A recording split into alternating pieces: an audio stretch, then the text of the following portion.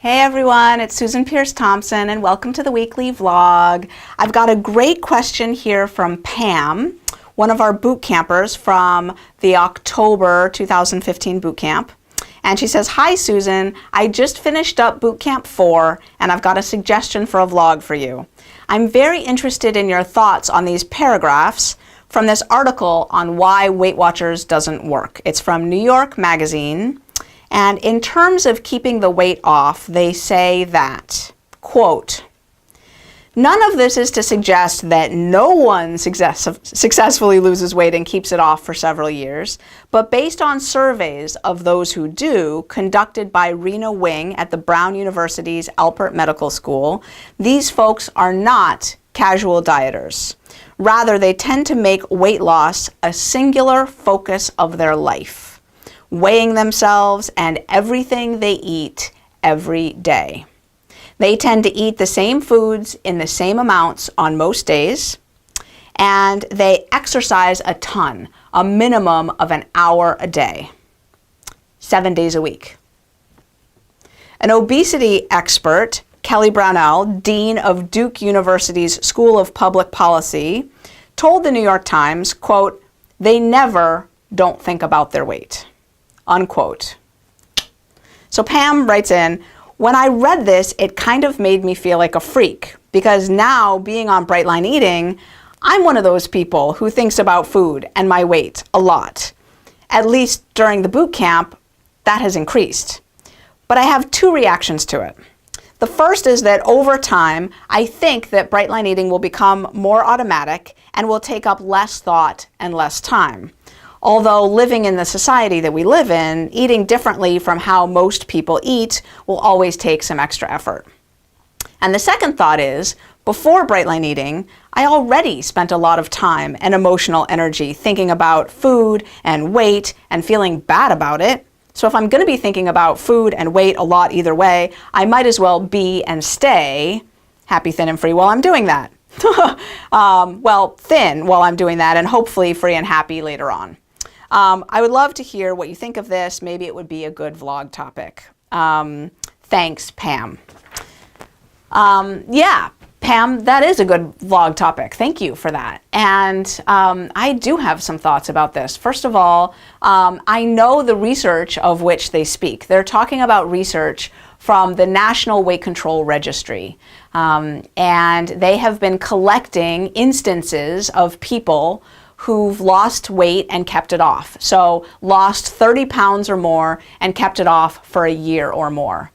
Over the 20-something years that they've been doing that, since I think 1994 when they started their database, they've collected, I think, 10,000 samples. Now, not all those people have kept their weight off. And certainly the vast majority of them have not gotten slender. A very small percentage of them have actually lost all their excess weight. But they keep tracking these people who got into their database at one point or another because they lost some weight. And this database is one of the reasons that I think it's obvious that not a lot of people are losing all their excess weight. It's just hard to do and keep it off long term.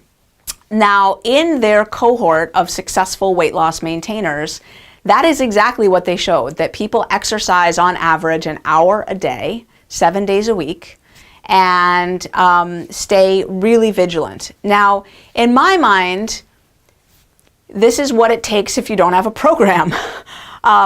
At Bright Line Eating, nobody exercises an hour a day, 7 days a week, unless they're an athlete in training and that's their gig. But, I go years without exercising. I'm not proud of that. Exercise is one of the things that I wish I did more of.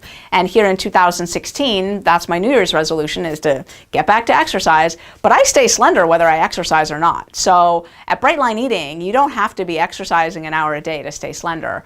And you don't have to be thinking about food and your weight all the time. So I think that this is a misperception of what it's like on the other side of the fence. Like, here I am doing Bright Line Eating.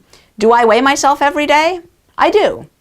I used to weigh myself once a week, and then I got annoyed with the reality that the weight would fluctuate by 1 or 2 pounds either way based on my bowel movements and my hydration levels, and I wasn't getting good data. I'm a scientist. I like to have good data. So I step on the scale every day because it helps me feel in tune with my body a little bit to kind of know its rhythms.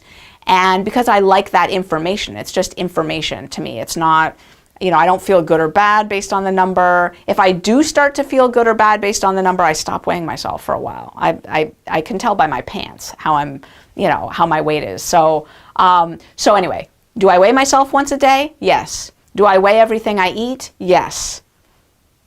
Am I obsessed with food and thinking about all the time? Like Kelly Brownell said, they are never not thinking about their food or their weight.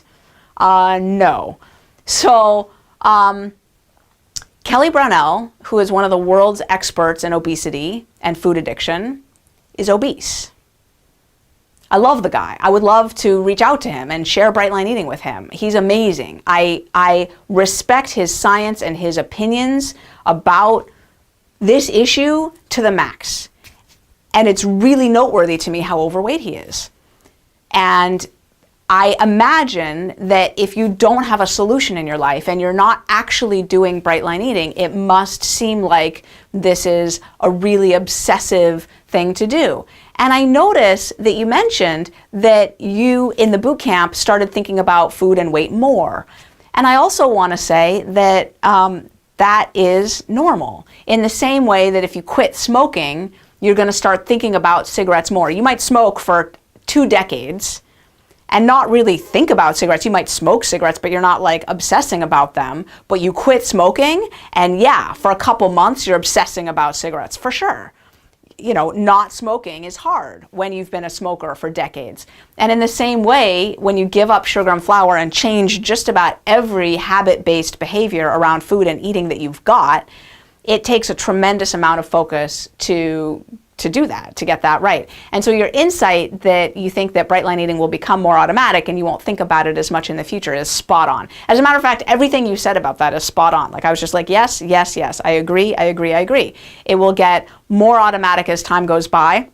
And whatever time you do end up investing in it, which in my experience, in my life, feels like about the right amount. I do have to think about food and my weight some, to plan my food and, to keep my weight in the range that I want it in and stuff.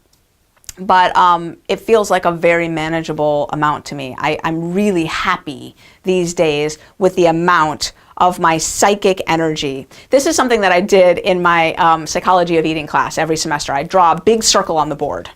And I'd say, this is your life. This is all the things you think about and do and plan and execute. This is all your psychic energy and your thoughts and behaviors about stuff. And what proportion of that do you spend on what you've eaten or not eaten, whether you're on your plan or off your plan, whether you've exercised or not exercised, and all of that rigmarole? How much of that circle, that pie chart, what percentage is taken up by all that? And I would say that, and sometimes I would look out to my class and I would see tears rolling down someone's face or like horror in their eyes. And I would call on them and they would say, 98%? 95%? It's shocking to me how often. Now I know that in a class on the psychology of eating, body image, and wellness, you'd get a disproportionate number of people who have those issues, of course. And then I'd get some dude who was like, 5%? Like, I forget to eat, like I never think about that stuff. So then we would talk about as a class, what percentage should it take up? Because I don't think 0 is the right answer there. We want to spend some amount of time because, eating, exercising, those are all important components of self-care, eating well, exercising. So, in my life, a percentage that I'm comfortable with is somewhere around 10 to 20%, like some of my life goes into all that. And certainly as someone who comes from a profoundly distressed and disordered food background, I'm now, aware that I need to dedicate some chunk of my life to self-care around these issues. But I think it's quite likely that someone from the outside could look at me and say, she weighs herself every day, she weighs and measures her food, she doesn't eat sugar and flour, she does this Bright Line Eating thing, she's totally obsessed. And I would go, yeah, no, I'm not really. I'm thinking about other stuff all day long. When I eat outside the bright lines, then it takes over my life again. So for me, to have peace and freedom, I have to stick within the bright lines. And so keep going, because I do think that you're right on the money, that in the fullness of time, as your new habits automate and systematize, you will get a lot more free. And Kelly Brownell, if you're watching, Bright Line Eating is awesome, and I love you, and I would love to see you get free from food addiction. I would love to see it. I would love to see it. Yeah. And that's the weekly vlog. And if you have a topic or a question you would like me to address on the weekly vlog, go ahead and send it in. I'm at Susan@brightlineeating.com. I'll see you next week.